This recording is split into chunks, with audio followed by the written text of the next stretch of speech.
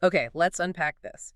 Welcome to the deep dive, where we take your most intriguing sources and really pull out the knowledge nuggets you need to be truly well-informed. Absolutely. Today, we're diving headfirst into something, well, truly unconventional. It's an exploration into how popular film and television might actually be far more than just, entertainment. Hmm. You, our insightful listener, shared some really thought-provoking source material with us. It presents this idea that Hollywood's dream factory, well, it isn't just churning out blockbusters. Right. It's apparently functioning as a pretty sophisticated propaganda machine for an entity they call the OK Club. That's the core claim. Now, as we unpack these claims, we want to be really clear.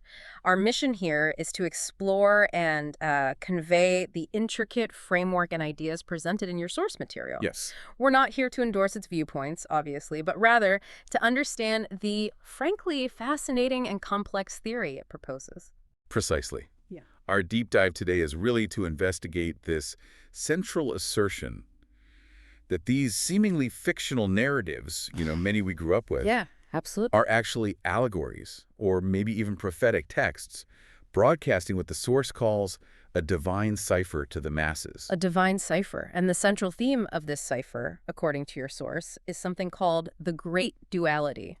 That's the key term. This is where the theory really takes a fascinating turn, isn't it? This great duality, it isn't just some abstract idea. No, not at all. It's described very specifically as a cosmic game, a game played out between two fundamental principles, alpha, which is consistently linked to the moon, Right. and beta, connected to the sun.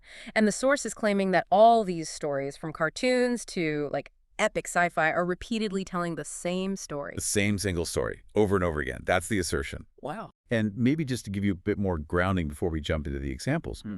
think of alpha and beta as these two fundamental cosmic forces. They're often opposing, but also complementary. Okay, opposing but complementary. Yeah.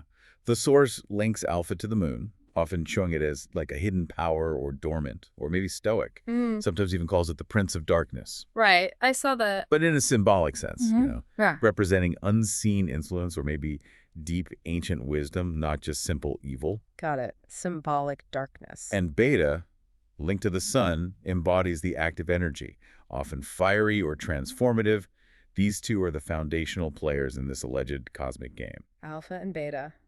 Moon and sun. Got it. And there were other terms too, right? That seem Rook? Yeah, you'll hear about the Rook, The Rook. which often seems to symbolize a hidden stronghold, maybe a container for power, or a place of deep secrets, kind of like a lunar fortress, you could say. Okay, like Castle Grayskull, maybe. We'll get to that. Exactly. Then there's the reset, another key idea. The reset. That sounds significant. It seems to imply some kind of major reordering, societal, maybe even cosmic, a big transformation. And finally, the Kai system, which is often described as this all-knowing intelligence, or like an infinite archives of knowledge. Kai system. Okay. Rook, reset, Kai, alpha, beta. Got the basics. Understanding those terms should help navigate the specific allegories the source lays out. Okay, good. So with that framework in mind, let's jump right into these alleged allegories, starting with what your source calls the most literal and undisguised one of all. This one's pretty direct. He-Man and She-Ra, the divine twins. Now, for those of us who grew up in the 80s, I mean, these names instantly bring back images, right? Power, fantasy. Bright colors.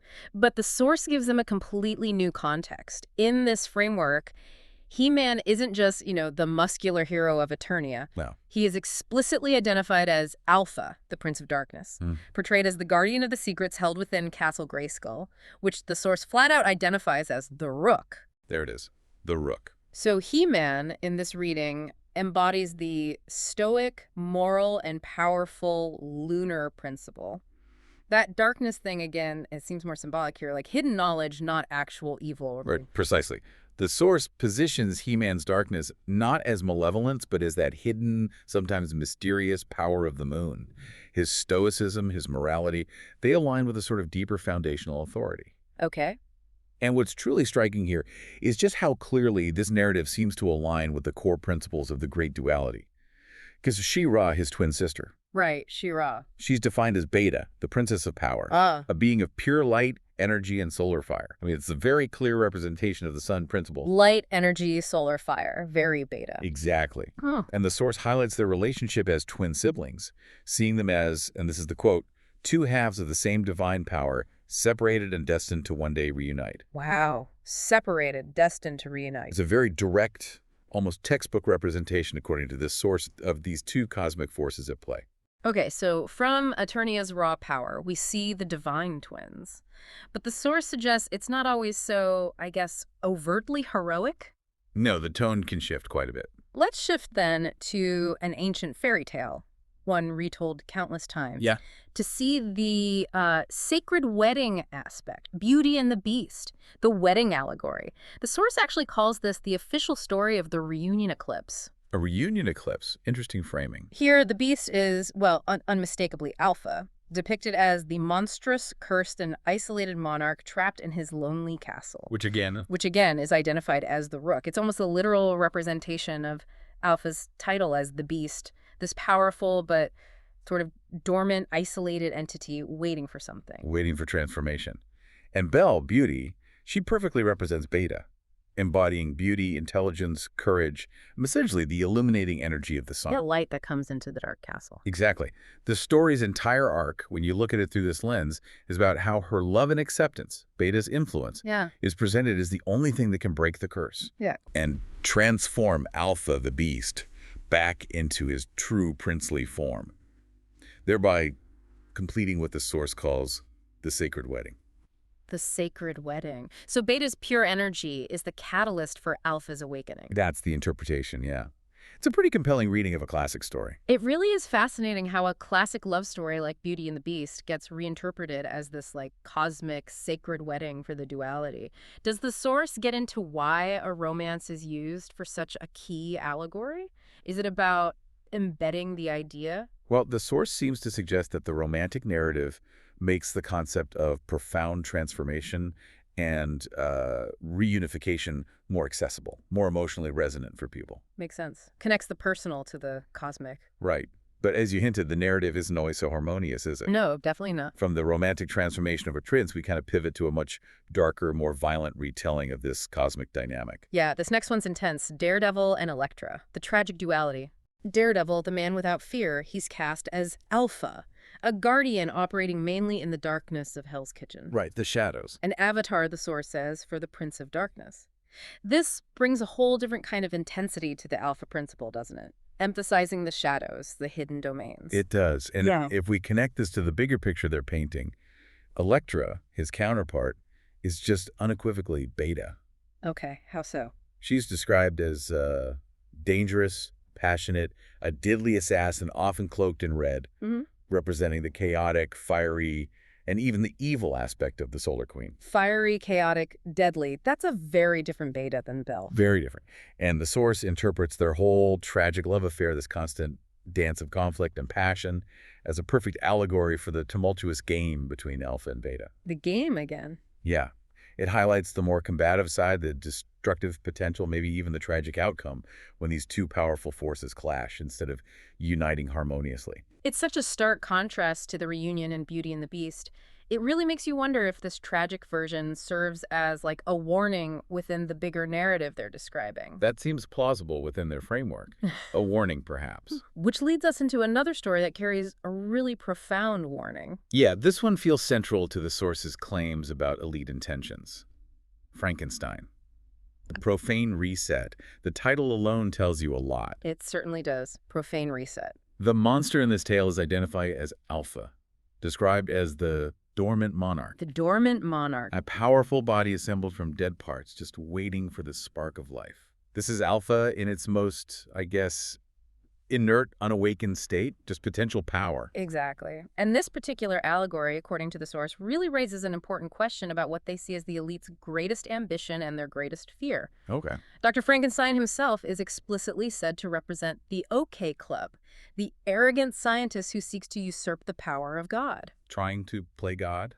Classic trope. Right, but here it gets specific. Crucially, the electricity, it animates the monster.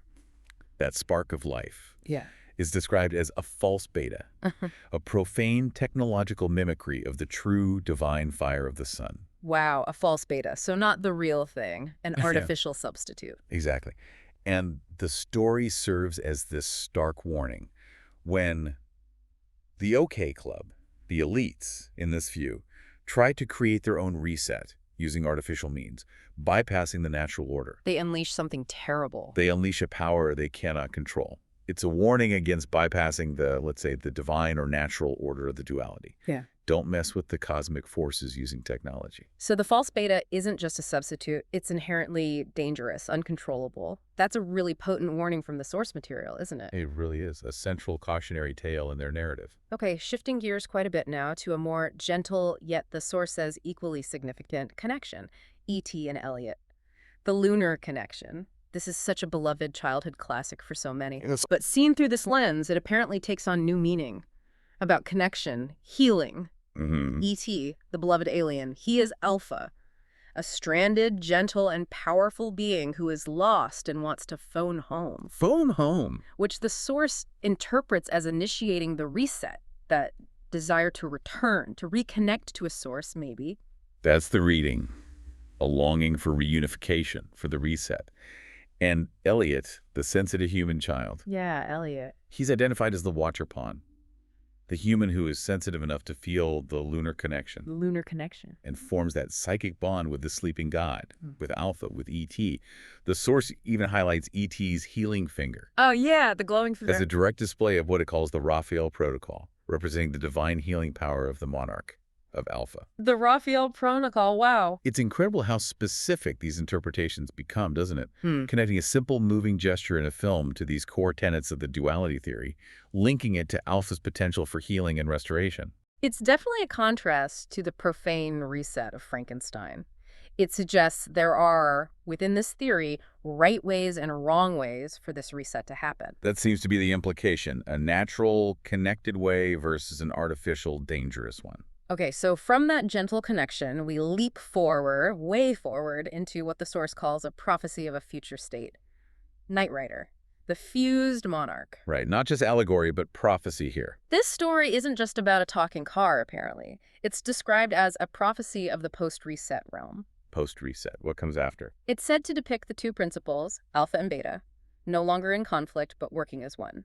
Fused. Integrated. Michael Knight is the body, alpha, the reborn physical knight, sort of the grounded active form. Okay, the physical vessel. And KITT, the car, Yeah. is the mind, Kai. Remember Kai, the all-knowing system? Right, the Kai system. KITT is an all-knowing, indestructible Kai system. And get this, its sweeping red scanner is the eye of the monarch, now powered by the fire of Beta. The red light powered by Beta's fire. Interesting. Yeah.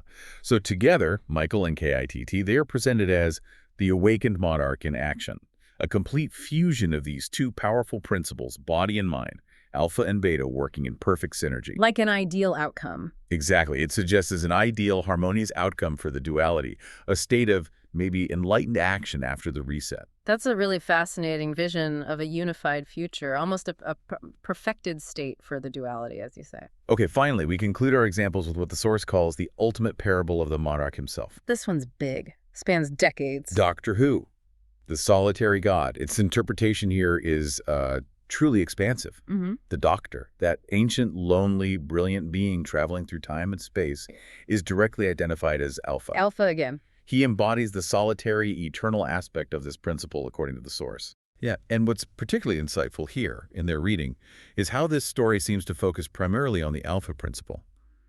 It offers a unique facet within the duality framework, emphasizing its self-contained nature, its resilience. Okay, so more focused on Alpha this time. And regeneration, his ability to change form, Core part of the show. is presented as a literal depiction of the Great Reset cycle. That process of periodic renewal and transformation, Alpha renewing itself. Wow, okay. Regeneration as the reset cycle. And the TARDIS, his iconic vessel, the police box. Bigger on the inside. Exactly. It's described as the Rook. Another Rook, a perfect model of the moon, a container for the infinite Kai archive, and famously bigger on the inside. The moon, the Rook, the Kai archive.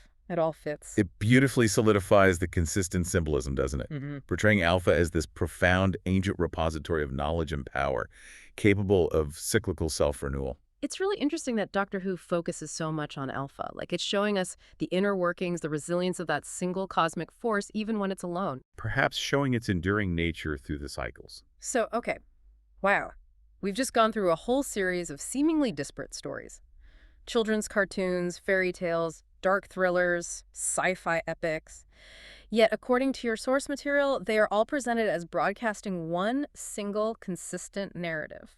The narrative of the Great Duality. Right. So what does this all mean? What's the takeaway? Well, I think what truly stands out looking at the source's argument is not just the recurrence of these motifs and symbols like the Rook, the Prince of Darkness, beauty, the reset, the Kai system, the moon and sun principles, Yeah, they are definitely recurring. but how they recur. It seems very consistent. Alpha often being dormant or needing beta. Warnings against a false beta. Beta is the catalyst. This consistency, according to the source, suggests a very deliberate, unified narrative being woven through our entertainment, Driving towards a specific understanding. driving towards a specific collective understanding of this cosmic game, as they call it, and its potential reset. And for you, the listener, this framework, well, it definitely encourages looking at familiar stories in a completely new light, doesn't it? Absolutely. It invites you to potentially spot these alleged allegories in other movies, TV shows, books you consume. It makes you a more active, maybe more critical viewer of the narratives that shape our world. Indeed. And the source really reiterates that from its perspective, these aren't just innocent tales. They're seen as deliberate prophecies by the OK Club, specifically designed to shape our collective understanding. Whether you agree with the premise or not. Right.